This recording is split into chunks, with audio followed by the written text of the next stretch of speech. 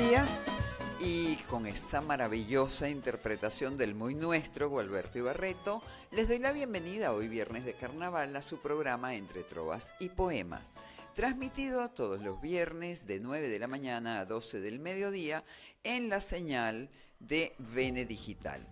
Pueden seguirnos en nuestra página web www.venedigital.com, en Instagram @venedigital, en Facebook Venedigital y en YouTube Venedigital Radio. Recuerden que nuestro Venedigital termina en doble L.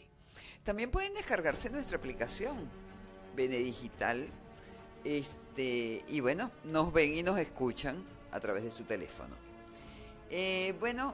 Nuestros teléfonos, el 5411-254-60208 y 11-723-26577. Trabajamos para ustedes en la coordinación de la estación y en los controles técnicos, Ronald Calzadilla. Buenos días, Ronald. Y en la producción y conducción de este espacio, quien les habla, Olga Turmero. Bienvenidos a Entre Trovas y Poemas. Hay un temita que yo creo que está un momento en el tapete, y es esto que está ocurriendo en Ucrania con la invasión de Rusia a Ucrania, independientemente de los motivos que puedan existir o no. No suelo hablar de política, no me gusta hablar de política y mucho menos de la política mundial. Pero yo sí creo que es el momento de la solidaridad. Es el momento de la solidaridad con un pueblo que está sufriendo y que en el año 2014, cuando en Venezuela el pueblo salió a la calle a protestar y Ucrania estaba haciendo exactamente lo mismo. Muchos de los que estaban protestando en Ucrania, y existe el documento gráfico, se solidarizaron con la situación de Venezuela. No podemos olvidar que en aquella lucha, que para nosotros fue estéril, pero que para ellos dio los resultados esperados, en Venezuela murieron 49 jóvenes que salieron, estudiantes venezolanos que salieron a las calles a protestar y no regresaron a sus hogares. Y bueno, con esto comenzamos nuestro programa de hoy. Vamos a escuchar un par de temas musicales, temas realmente, espero que les hayan agradado. Saludos, Rociel, que estás en Valencia, Estado Carabobo. Un abrazo grande, la amistad está por encima del tiempo y de la distancia. Y bueno, antes, no se me va a olvidar, pero lo voy a hacer de una vez, voy a saludar a mi querida madre, que está en la isla de Margarita, que cumple años mañana. Feliz cumpleaños, Olga María. Besos para ti. Y bueno, llegó la hora, a las 9:53 de la mañana, la hora del tema del día. Y hoy vamos a hablar de algo que yo llamo el mal del siglo XXI. Vamos a hablar de ansiedad. Antes de hablar de la ansiedad, antes de entrar en materia, yo voy a leerle esas definiciones que uno se encuentra normalmente por allí. Y es: la ansiedad es un sentimiento de miedo, temor e inquietud.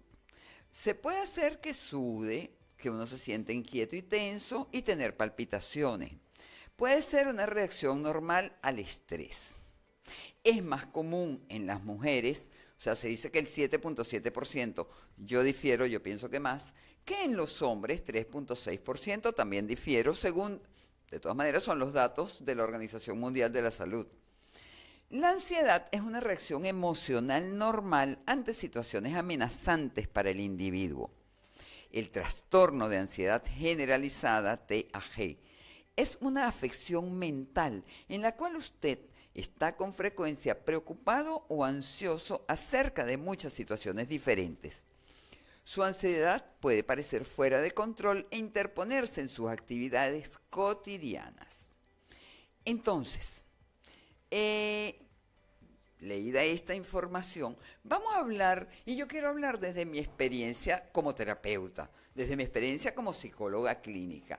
Entonces, fíjense, la ansiedad es una respuesta respuesta de defensa del organismo. ¿Defensa a qué? Defensa al peligro, bien sea un peligro inminente o bien sea un peligro que no está presente.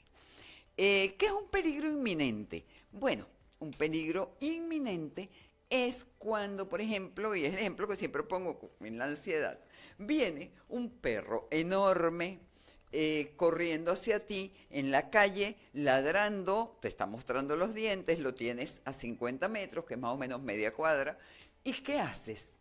Te paralizas, se te acelera el corazón, sudas, y comienzas a tener una respuesta, se te tensan los músculos, comienzas a tener una respuesta. No es simplemente susto. Uno dice, me iba muriendo del susto. No, lo que pasa es que ante el peligro inminente, la señal que tú le mandas al cerebro hace que el cerebro responda con adrenalina. ¿Ok? ¿Para qué el cerebro responde con adrenalina? Para ante el peligro, prepararte de dos maneras. Puedes sencillamente huir o puedes enfrentarte. La mayoría de nosotros estoy segura de que huye del perro, pero yo jamás pelearía con un perro en la calle. Pero eso es el susto. Es una respuesta, ¿verdad? De ansiedad, sí, porque es una respuesta de miedo. Y la ansiedad es una respuesta de miedo. Pero en este caso es una respuesta defensiva ante un peligro inminente. A eso es a lo que llama un peligro inminente. Muchas veces hemos visto un video en internet, en YouTube, qué sé yo, de una señora que levanta un auto para sacar a su hijo que está abajo. Y no nos explicamos, oye, pero ¿con qué fuerza? Resulta que la fuerza sale exactamente como la respuesta del susto, del miedo, como la respuesta de ansiedad. Entonces somos capaces de hacer cosas que en situaciones normales no haríamos y es adrenalina pura. Entonces, aquí estoy hablando de cuando la respuesta de ansiedad es una respuesta normal, natural del organismo. ¿Qué ocurre cuando la respuesta de ansiedad es una respuesta que ocurre bajo el trastorno, bajo la situación de un trastorno de ansiedad? Ajá, ya no hay un peligro inminente. Ya mi pensamiento está dominando la acción. Entonces yo comienzo a pensar, qué sé yo, que intento adelantarme a los hechos y comienzo a pensar en todas las cosas terribles que me pueden pasar mañana cuando salga a la calle, por ejemplo. O que voy a bajar las escaleras y me voy a caer, por ejemplo. Y yo comienzo a tener respuestas de ansiedad. Esos pensamientos que yo en principio me fabrico desde el miedo se van a constituir en ideas recurrentes o ideas intrusivas. Es decir, va a llegar un momento en que yo no voy a tener que pensar en mis miedos, los pensamientos van a estar allí. Y cuando mi cerebro tenga poca actividad, pues esos pensamientos van a acudir y va a ocurrir la respuesta de ansiedad, pero otra respuesta de ansiedad. ¿Qué quiero decir con esto? Pues que la respuesta de ansiedad, en la ansiedad generalizada, en el trastorno de ansiedad, es una respuesta defensiva del organismo ante los miedos que yo tengo, que yo manifiesto desde mi pensamiento. Entonces, ¿por qué digo que es el mal del siglo XXI? Porque por lo menos mi experiencia, y sé que la de muchos colegas, el 90% o más de nuestra consulta, y la mía desde que comenzó el siglo XXI, tiene que ver con trastornos de ansiedad. Entonces, ¿cómo se trabaja el trastorno de ansiedad? Y voy a esto antes de entrar en otros temas bien relacionados con la ansiedad. El trastorno de ansiedad se trabaja con terapia. Puede que, bueno, hay ansiolíticos, sí, como no. Hay uno que está de moda hace muchos años que es el Alpran o Alprazolam, ¿verdad? Que lo mandan mucho los médicos, lo mandan mucho los psiquiatras para el trastorno de ansiedad. Sin embargo, El ansiolítico no cura. El ansiolítico lo que hace es que los síntomas de ansiedad disminuyen mientras la persona está bajo los efectos. Pero una vez que pasa el efecto del ansiolítico, como no estás recibiendo terapia, pues sencillamente va a volver el síntoma de ansiedad. Quiero decirle algo, muchas veces la persona dice, no, es que yo comencé a sufrir de ansiedad hace 2 meses, hace 3 años, No, la persona que es ansiosa toda la vida. Lo que ocurre es que como no sabemos, ¿verdad? Pero los niños, hay niños que sufren de ansiedad, ¿ok? Entonces, ¿con qué están relacionadas? Con la onicofagia. ¿Y qué es la onicofagia? La onicofagia es comerse las uñas, morderse las uñas. Eso es onicofagia. Hay niños que se muerden las uñas, hay niños que tienen miedos, miedo a la oscuridad, miedo a abrir la puerta del placar o closet, miedo a estar solos. Entonces, esos miedos hay que observarlos. Porque, ¿qué nos están diciendo esos miedos? Que nuestro niño es, entre comillas, lo que se decía antes, nuestro niño es nervioso. Pero resulta que eso nos puede anticipar que en un futuro el niño va a ser un adolescente ansioso o un adulto ansioso. Entonces tenemos que estar siempre pendientes de esas cosas.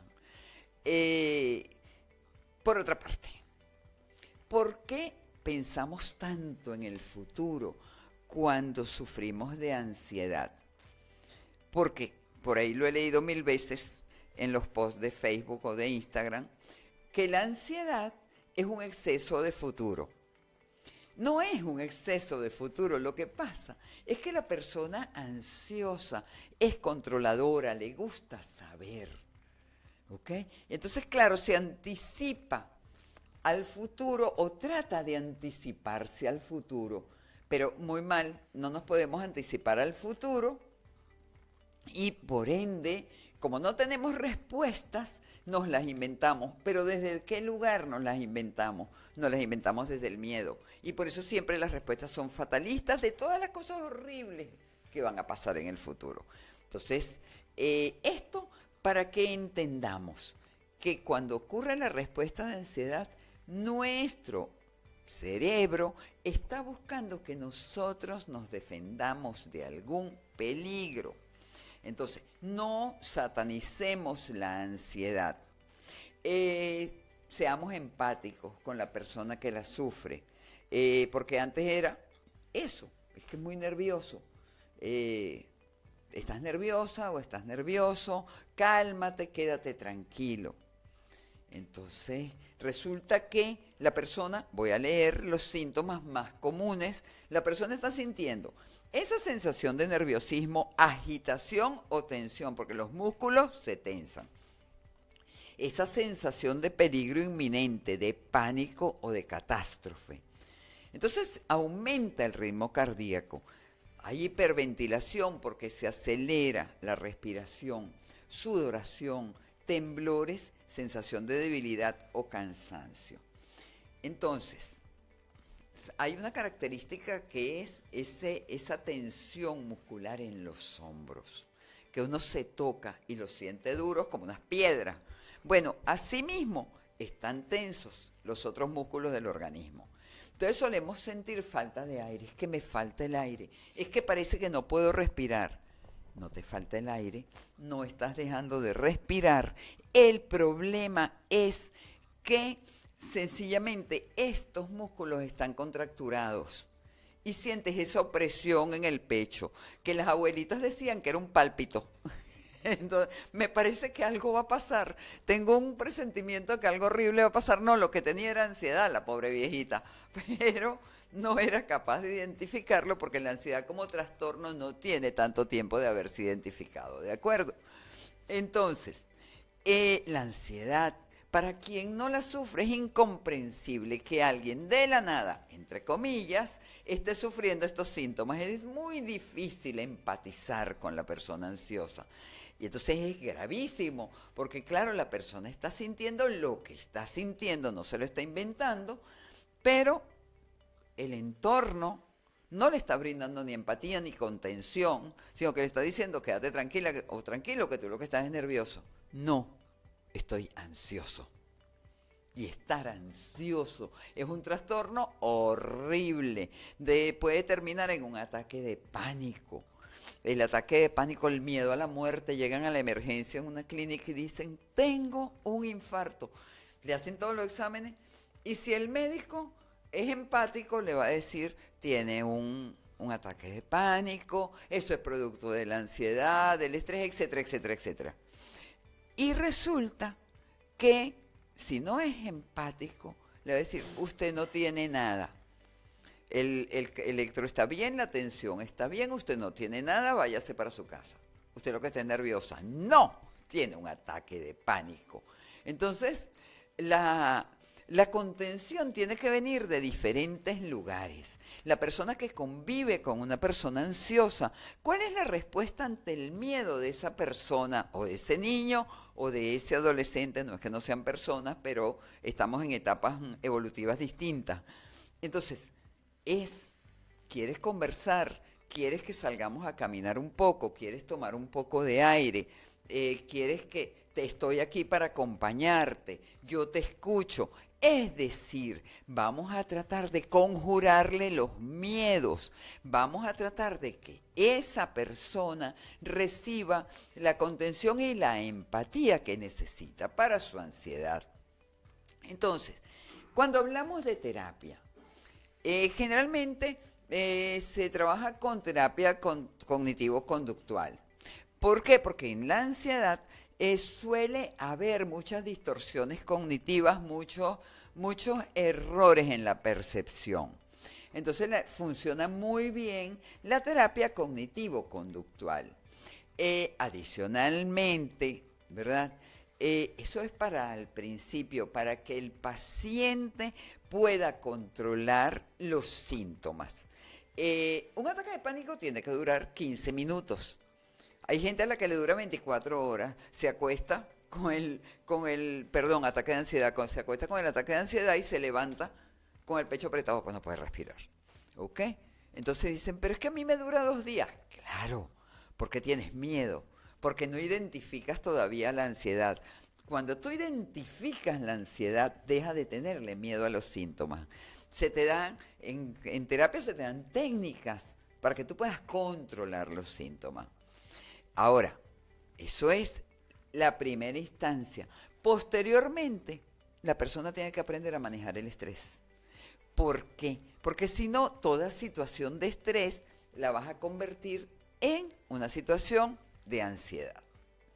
Entonces, como vemos, ahí es una respuesta adaptativa, es una respuesta defensiva que nos puede jugar en contra cuando a esa respuesta de miedo nosotros le sumamos más miedo. ¿Ok? Entonces, vamos a aprender a convivir. Digo vamos porque yo soy ansiosa. Entonces, vamos a aprender a convivir con esta compañera de vida que se llama ansiedad.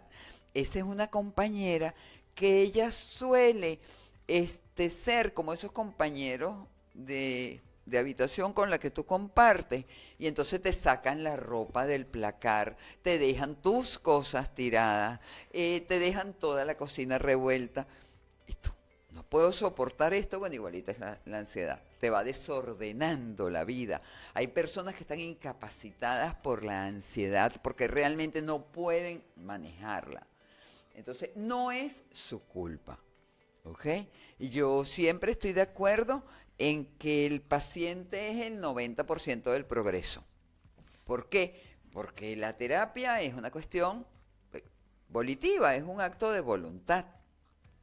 Pero es bien importante entender que yo puedo darles todas las herramientas del mundo, pero el paciente tiene que estar dispuesto a utilizarlas, porque si no, es como el que tiene una caja gigante de herramientas guardada en un closet. Sencillamente se quedó allí. Ahora los voy a invitar a un tema, a escuchar a Carla Morrison interpretar justamente ansiedad.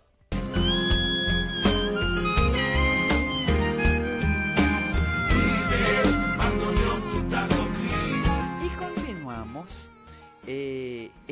de la ansiedad realmente tiene que llamarnos a reflexión. Los que padecemos ansiedad tenemos que buscar ayuda, esa ayuda terapéutica que nos enseñe a manejar de otra manera, ¿verdad?, nuestros miedos. ¿Por qué no? Nuestras emociones. Y a quienes no sufrimos de ansiedad, entender que la contención emocional, que la empatía es parte del amor por los seres con quienes convivimos. Entonces, yo creo que son cosas para no olvidar. En cuanto a los padres, pongan atención, no hablen es que este niño es miedoso. Sencillamente, antes de criticar, observen muy bien a los niños. Entonces, cuando el niño tiene miedos, muchos miedos, cuando el niño se muerde las uñas, hay que estar pendiente. Hay una alta correlación, por cierto, entre figuras parentales demandantes y la presencia de ansiedad. Entonces, yo creo que eso es importante. Yo quiero, como siempre, para cerrar este tema, recomendar la película norteamericana El Cisne Negro, dirigida por Darren Aronofsky y protagonizada por Natalie Portman, que obtuvo el Oscar a la mejor actriz por esa película estrenada en el año 2011. De verdad que es muy, una visión muy particular y muy cercana a lo que es la ansiedad. ¿De acuerdo? Entonces, bueno, cerrando el tema y antes de ir a nuestra entrevista, vamos a escuchar dos temas musicales.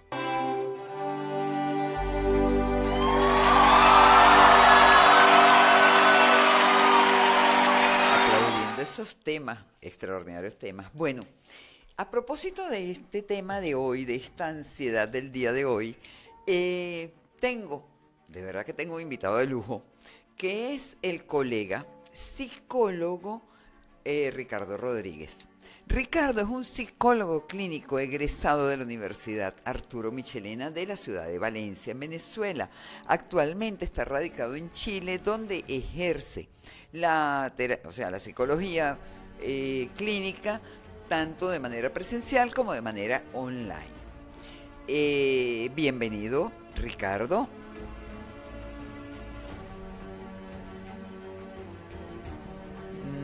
No lo escucho. A ver. ¿Cómo estás, Ricardo? Bienvenido. ¿Escucho? Sí, ahora sí te escucho perfectamente. Dime una cosa, Ricardo. ¿Escuchaste lo que hablamos sobre el tema de la ansiedad? Sí, un poco estuve escuchando un poco lo que estaban conversando sobre el tema de la ansiedad, específicamente también en los niños, ¿no? Sí. Fíjate una cosa, Ricardo. ¿Cuál es tu experiencia clínica? Porque yo, desde que comenzó el siglo XXI, pareciera que el 90 o 95%, y no te estoy exagerando, de los pacientes, de alguna manera, vienen con trastorno de ansiedad. Por supuesto, después de que llegamos a la cuarentena y a la pandemia, eso aumentó como el 99% o el 101%, siendo exagerada. ¿Cuál es tu experiencia? ¿Tienes la misma experiencia allá en Chile? Sí, bueno, yo me he manejado en el ámbito hospitalario desde mis inicios como profesional, en el ámbito de la atención de la emergencia psicológica, una práctica un poco usual en Venezuela, ya que hay pocos psicólogos que se dedican a la práctica de la emergencia en los centros hospitalarios. Estamos más acostumbrados a la atención en consulta externa, estamos más, digamos, frecuentemente en la unidad de diálisis, de hemodiálisis, en el oncológico, pero poco en la atención de pacientes en emergencia. Y esa es mi especialidad más grande, en trabajar con pacientes con distintas patologías, desde el punto de vista psicológico, que acuden a un centro hospitalario y que requieren contención psicológica de forma inmediata. Esa ha sido mi experiencia más amplia y como psicólogo de la salud, porque tengo una especialidad en psicología de la salud, en abordar a pacientes que padecen enfermedades crónicas, llamemos psoriasis, vitiligo, fibromialgia, lupus, VIH y alguna otra condición de salud, y cómo estos factores psicológicos inciden en el curso de la enfermedad y cómo las características propias de la enfermedad inciden en la salud mental del individuo. Por supuesto. Fíjate una cosa, Ricardo. O sea, ¿cuál es la presencia de ansiedad, por supuesto? Porque en los pacientes oncológicos la ansiedad se presenta de una manera bárbara. Y en el resto de los pacientes que tú atiendes por emergencia, porque fíjate, tienes razón. O sea, nosotros en Venezuela el psicólogo de emergencia no existe. ¿Por qué? Porque pareciera que nosotros estamos formados para la consulta, ¿ok? Y de hecho, siempre decimos la emergencia psicológica no existe, ¿ok? Eso lo decimos siempre para salvaguardar nuestros sábados y domingos, por ejemplo. Entonces, pero a ti que estás en el hospital, porque, o sea, yo tuve la oportunidad de trabajar en el hospital clínico, pero en un área muy específica que era el área de rehabilitación física, ¿ok? Y sí, como no había prevalencia de la ansiedad, pero en aquellos entonces era mucho menor que ahora. ¿Cómo encuentras tú al paciente oncológico con respecto a la ansiedad? Es un paciente que maneja mucha predisposición al futuro, a la incertidumbre sobre lo que va a ocurrir en función de su diagnóstico. Esto produce mucho malestar y pues por supuesto puede exacerbar y generar, digamos, un efecto negativo en su proceso de recuperación o de abordaje desde el punto de vista médico respecto al tratamiento que éste está teniendo, puesto que el tratamiento muchas veces termina siendo invasivo, doloroso, bastante fuerte, y esa misma situación y la incertidumbre sobre lo que podría ocurrir en el futuro, pues bueno, incrementa sustancialmente la respuesta del punto de vista de la psiconeuroinmunología, ¿ok? O, bueno, ahora le llamamos psiconeuroinmunoendocrinología, y es cómo los factores psicológicos inciden en el curso de la enfermedad. Sí, de alguna manera, qué interesante, ¿no? Eh, Fíjate algo, la experiencia, porque ¿qué pasa? No solo es que el paciente oncológico, y voy a referirme en específico al paciente oncológico porque tengo casos de pacientes oncológicos, el paciente oncológico vive un duelo terrible, que por cierto es el tema que vamos a tratar la próxima semana, pero el duelo terrible que tiene la persona, ¿ok? Sumado a ese miedo, quizás no tanto al futuro como a no tener futuro, ¿no? Creo que es lo que uno Claro, encuentra. porque por supuesto, la enfermedad, hay siempre mitos, ¿no?, respecto a las enfermedades oncológicas, cosa que se ha tratado de derribar en este último siglo respecto a los tratamientos, cada día menos, ojalá invasivos, con, digamos, modelos terapéuticos eh, mucho más humanos, donde el paciente puede recibir no solamente la quimio y la radio de una forma agradable entre un espacio aislado con unas características clínicas estresantes, lejos de su familia y con el decaimiento de su cuerpo, porque la quimio no distingue células buenas y células malas, solamente estamos matando lo que ahí hay, y evidentemente ante esto existe un deterioro desde el punto de vista físico. El paciente se ve en el espejo, se ve deteriorado, ve si tiene hijos. Esto produce una incertidumbre gigantesca. ¿Quién puede cuidar de mis hijos? ¿Qué va a hacer de mis papás si son adultos mayores? ¿Cómo voy a hacer yo si me encuentro fuera del país o en Venezuela o en el país en el que se encuentre y sus familiares están lejos? ¿Quién va a cuidar de mí? ¿Quién va a costear esto? ¿Qué va a pasar después de mi existencia en el caso de que sea un cáncer con unas características, digamos, de metástasis y el paciente se encuentra en condiciones bastante delicadas? Hay cáncer que en estadios iniciales se pueden abordar de muy buena forma y el pronóstico termina siendo completamente favorable. Ahí la psicoterapia es fundamental para el proceso de recuperación.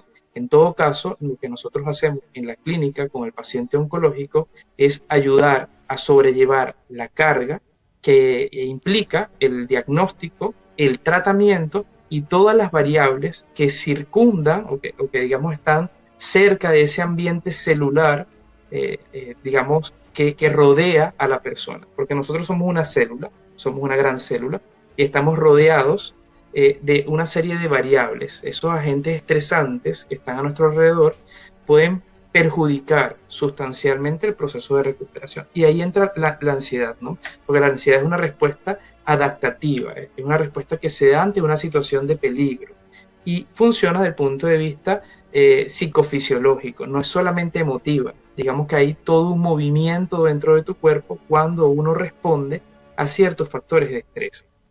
Uno puede hacer mucho desde la psicoterapia con el paciente oncológico o con el paciente en general que sufre de ansiedad, no teniendo un diagnóstico oncológico ni otra enfermedad, digamos, de característica crónica. Pero ¿qué pasa si tú no controlas esas variables? En psicoterapia el paciente va a estar sumamente estable, va a responder muy bien, pero esas variables a las que yo llamo en consulta, porque somos una célula, esas variables, digamos, psicológicas, esos factores estresantes, si continúan estando presentes y no tomamos una decisión, no hacemos nada para, digamos, limpiar, depurar esos agentes estresantes, la ansiedad va a continuar Claro. y va a terminar siendo mucho más patológica. Es que entonces ahí hay involucrado, y estoy absolutamente de acuerdo contigo. ¿Por qué? Porque hay un primer trabajo que es el abordaje, ¿verdad? Para el control y el reconocimiento y el control de lo que es la manifestación de la ansiedad. Pero también tiene que haber un trabajo en función de cómo voy a manejar yo el estrés de ahora en adelante, por decirlo de la manera más sencilla posible. Entonces, ¿cómo voy a manejar los factores que me son detonantes? Eso es aprendizaje. Claro, lo que pasa es que nosotros somos el resultado de nuestras experiencias y es una cadena sucesorial de experiencias que han pasado desde nuestros ancestros, antepasados y llega a nuestros días. Gracias a Dios nosotros vivimos lo mejor de lo peor. Ellos pasaron la peor situación a la que nosotros ya nos estamos enfrentando. Y es ahí donde nacen esas principales distorsiones cognitivas, esos principales pensamientos irracionales que en el fondo son un virus que entra en un sistema operativo. Si nosotros no somos capaces de poder lidiar con nuestros pensamientos, que vale acotar que hay estudios que aclaran que el 80% de lo que pensamos en condiciones normales es negativo. Es decir, te subes a un avión y tú piensas si se estrella esta cosa, vas a comer a un restaurante y seguro que es bueno. Conoces a un chico y dice, o una chica, es muy bonito para ser cierto, algo debe tener mal. Digamos que el ser humano en condiciones normales genera pensamiento de este tipo. Si a eso le asociamos o digamos le adjudicamos situaciones y variables de estrés, digamos, o de depresión, por ruptura, migración, duelo, enfermedad o alguna otra situación que pueda estar viviendo, estos pensamientos se incrementan muchísimo. Y estos pensamientos interfieren mucho en la respuesta que tiene el individuo ante esos factores a los que él se enfrenta. En la clínica nos hemos enfocado siempre en la desactivación fisiológica, es decir, lograr que los niveles de ansiedad, que es esa respuesta de adaptación que va de lo psicofisiológico, es decir, una respuesta psicológica, pero que implica una respuesta corporal que va acompañada muchas veces, en mayor o en menor intensidad, de pensamientos irracionales, como los que hablábamos hace un momento, de sudoración, taquicardia, desespero, intranquilidad motora, movimiento del pie, sudoración de las manos, aumento de la frecuencia respiratoria, aumento de la frecuencia cardíaca. Evidentemente esto produce una hiperventilación y el paciente siente que en efecto le está dando un ataque de pánico o está sufriendo una situación emocional bastante incómoda. Que vale acotar el trastorno de ansiedad o los trastornos de ansiedad, porque son varios, digamos, pero tienen características muchas en común. Y todo va a tener que ver con la intensidad de los síntomas, la prevalencia de lo mismo o, digamos, que estén presentes unos u otros síntomas a la vez. Es de los más desagradables, junto a la depresión. Es uno de los trastornos psicológicos incluso más incómodos para el paciente.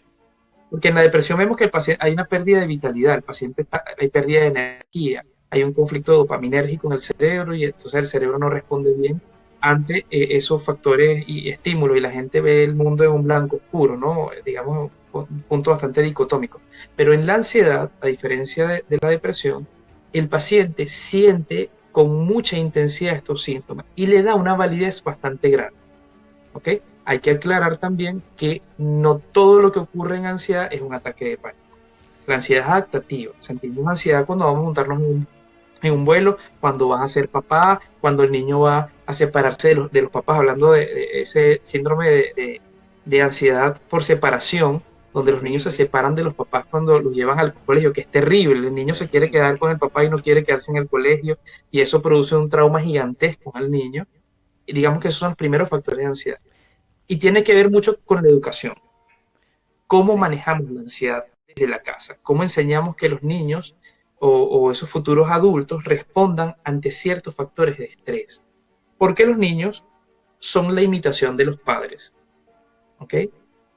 Esto es un poco como el concepto aquí de agresión y violencia. Nadie nace con un hacha y con un machete en la mano. Claro, ¿Ok? claro. Digamos que hay factores, digamos, que están asociados a ese modelo de aprendizaje en el que podemos rescatar teorías como la de Piaget, digamos, Gardner, Bandura, Vygotsky, donde Vygotsky decía que el ser social, digamos, es fruto del concepto social, o sea, digamos, de lo que nosotros Sí. desarrollamos. Somos Somos producto de la resultado de... cultura. Pero es que además, eh, muchos adultos repiten los patrones, luchan mentalmente contra el patrón que sufrieron, Sí. pero lo tienen internalizado. Y resulta que Uh -huh. repiten el patrón y por eso es que se mantienen tantos vicios culturales a lo largo de las generaciones. Fíjate, antes cuando me decías lo de la separación, el abandono, Ricardo, qué terrible es para un adulto, ¿verdad? Que no logra entender por qué le tiene miedo a la soledad. Y cuando tú empiezas a investigar, te das cuenta que su papá se fue de la casa cuando tenía 7 años y más nunca en la vida lo vio. Y entonces son adultos que generan unos cuadros terribles de dependencia emocional. Yo creo que Sí. el que escribió una canción que tú no debes recordar porque tú eres muy joven, que decía, rómpeme, mátame, hiéreme, pero no me dejes, Uh -huh. tiene que haber sido realmente una separación de ese tipo.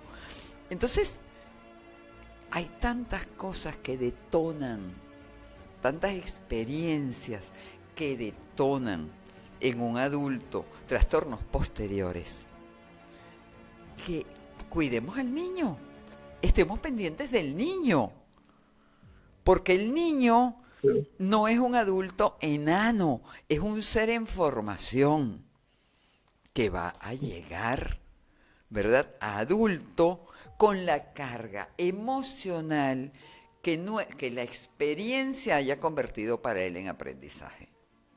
Entonces, Por seamos eso, conscientes. Perdón. por eso, doctora, es que es importante que la gente considere que antes de ser padre vive un proceso transformador. No hay nada más gratificante y beneficioso que tú traigas al mundo un niño desde la estabilidad emocional.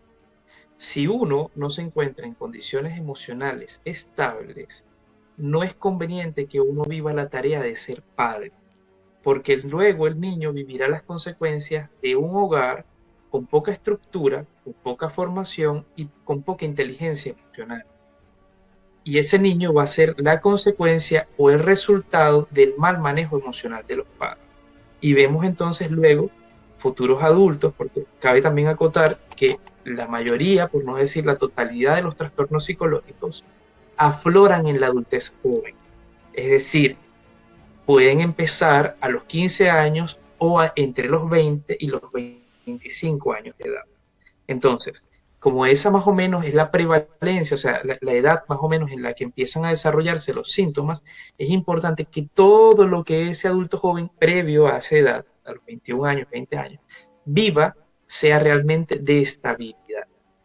Sabemos que vamos a vivir situaciones estresantes de todo tipo, pero seamos responsables y no traigamos al mundo un niño que luego va a sufrir las consecuencias de padres poco armónicos y poco estables afectivamente, porque eso lo van a desarrollar y va a ser una cadena sucesorial, una serie de situaciones que se van a ir repitiendo en el tiempo. Sí, Por eso es que es importante que acabemos desde la psicoterapia y desde el concepto de familia con ciertas estructuras cognitivas que son irracionales y que causan muchísimo daño, sí. pero es Fíjate, falta de educación emocional. fíjate una cosa, Ricardo. Lo decía yo antes, en el segmento anterior, cuando estaba cerrando el tema de la ansiedad. Yo decía que hay una correlación muy alta entre las figuras parentales demandantes y la ocurrencia de ansiedad en el sujeto.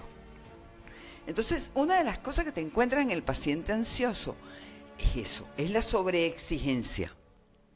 ¿Okay? Son personas que se sobreexigen, que son muy inseguras de sí mismas.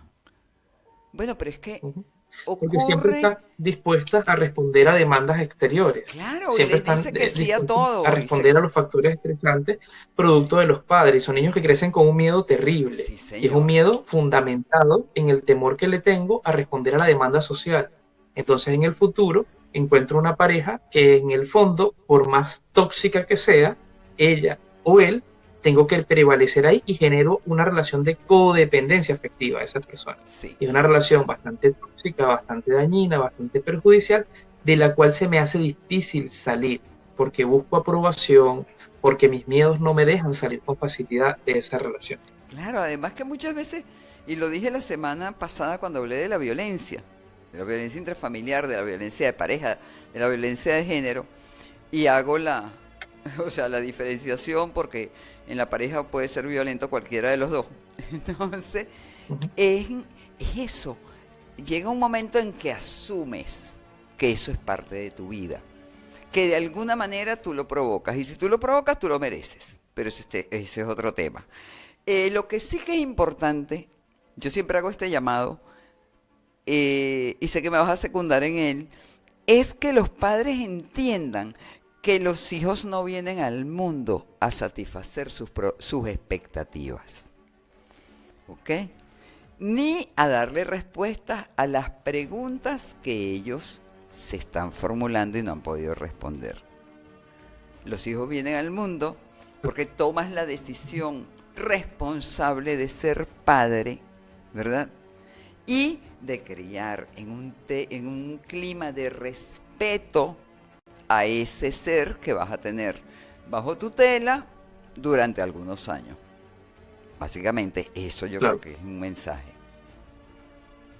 por supuesto, y todo nace desde la falta de formación en el amor propio que nosotros debemos desarrollar hacia nosotros. Sí, Entonces siempre estamos a la expectativa de que sea el otro el que alimente mi afecto, el otro el que me dé amor, y no ser yo mismo el que se enamore de sí mismo antes de amar a otra persona. Por eso es que es importante que en la tarea de ser padre aprendamos a querernos nosotros antes de querer a un niño, antes incluso de querer a nuestra pareja, porque todo nace desde la autoestima y desde esa independencia afectiva. Es decir, yo me quiero, soy capaz de querer y voy a procurar que el otro se quiera y se quiera de tal manera que pueda venir a este mundo dentro de ese amor que yo me tengo y que le tengo a construir su felicidad, porque la felicidad es una decisión. Yo decido no ser feliz. Entonces, en la actualidad vemos muchas veces a hijos, incluso adultos, que responden a las necesidades de sus padres. Es decir, como usted decía hace un instante, responden a sus frustraciones, responden a sus carencias, a sus necesidades y no a sus propias necesidades. Entonces vamos a ver una persona que va a ser igual de frustrada que la mamá o que el papá. sí. Una persona que no va a construir su felicidad y que evidentemente lo va a llevar luego a sus hijos y a su relación de pareja. Pero es que no va a tener herramientas. O sea, no estás dotándolos de herramientas. Les recuerdo a las 10:57 de la mañana que están ustedes en sintonía de Entre Trovas y Poemas y que estamos conversando. Yo estoy feliz conversando con el psicólogo Ricardo Rodríguez. Entonces, fíjate, Ricardo, ¿qué le dices tú? ¿Cuál es tu mensaje para nuestros oyentes hoy con respecto a la ansiedad? Que estamos viviendo tiempos difíciles, sin duda alguna, estamos viviendo tiempos mundialmente complejos. Que la ansiedad puede ser nuestra amiga si la sabemos gestionar. La ansiedad puede impulsarnos. La ansiedad no es mala. Lo que es malo es el exceso de ansiedad, como todo en la vida. Aprender a gestionarla va de la mano de tener un estilo de vida y algo que el doctor Juan José Moles llama la salud conductual. Nosotros no podemos contemplar la vida desde comer, dormir, ir al baño, hacer el amor y trabajar. La vida va más allá de esos aspectos básicos y fundamentales que son hábitos psicobiológicos del ser humano. hay que profundizar mucho más en esto. ¿Cuáles son tus sueños? ¿Cuáles son tus metas? ¿Qué haces tú por ti mismo? Realizo actividad física, me alimento correctamente, me acerco a personas que me llenen el alma, con las que yo me pueda conectar hasta espiritualmente, porque el ser humano es un ser biopsicosocial, cultural y espiritual. No podemos contemplarnos solamente como en la época del proletariado, en una persona que se basa solamente en el trabajo. Hay aspectos de la vida que hemos descuidado y esos aspectos tenemos que construirlos. La vida va más allá de saciar esas necesidades básicas. Entonces ahí donde el relax, el ocio, la actividad física, la alimentación, todas estas variables, si las podemos gestionar más que controlar, aprender a gestionarlas, seguramente vamos a vivir en menor intensidad episodios de ansiedad, porque está comprobado que todos los seres humanos, al menos en un episodio, en un periodo de nuestra vida, vivimos un cuadro de ansiedad o de depresión. Y esto no puede representar un hecho patológico permanente en el tiempo. Es decir, hay un futuro que no podemos pensar que es incierto si nosotros somos quienes lo construimos. Por lo tanto, yo los invito a todos los jóvenes a que vean más allá de las situaciones que están ocurriendo en el mundo, que son difíciles, y a que crean que el amor es una fuerza poderosa que lo puede transformar absolutamente todo. Y a que crean en sí mismos. No nos anticipemos, ¿ok? Existe un futuro, pero que ninguno de nosotros puede predecir. Bueno, de verdad, Ricardo, tenemos que despedirnos porque el tiempo en radio es finito, como digo yo siempre. Tengo que agradecerte de corazón, de verdad que ha sido un lujo escucharte. Por favor, ¿nos das tus coordenadas de ubicación? Sí, por supuesto. En Instagram y en todas las redes sociales me pueden encontrar como Psicomédico, que es una cuenta que dirijo. Digo que es un espacio de encuentro, no es Ricardo Rodríguez, un espacio de encuentro donde todos construimos conocimiento. Con esto dejo claro que soy cognitivo-conductual, que es Somos. la corriente en la que me manejo. Y digamos que, bueno, es un punto en el que podemos coincidir y aprender cosas y compartir cosas que son de interés para todo aquel que lo puede necesitar. Un espacio de psicoeducación. Bueno, 1.000.000 de gracias, Ricardo Rodríguez. Ya lo saben, en Instagram Psicomédico. Los invito a que lo sigan, yo lo sigo hace bastante tiempo. De verdad, me honra que nos compartir contigo no solo la profesión, sino el gentilicio. Muchísimas gracias por haber aceptado esta invitación, Ricardo. Gracias a Y usted por la invitación y siempre estaré presto a cualquier otro punto de encuentro en el que podamos conectarnos con la gente y psicoeducar, que es nuestra labor más importante en nuestra profesión. gracias.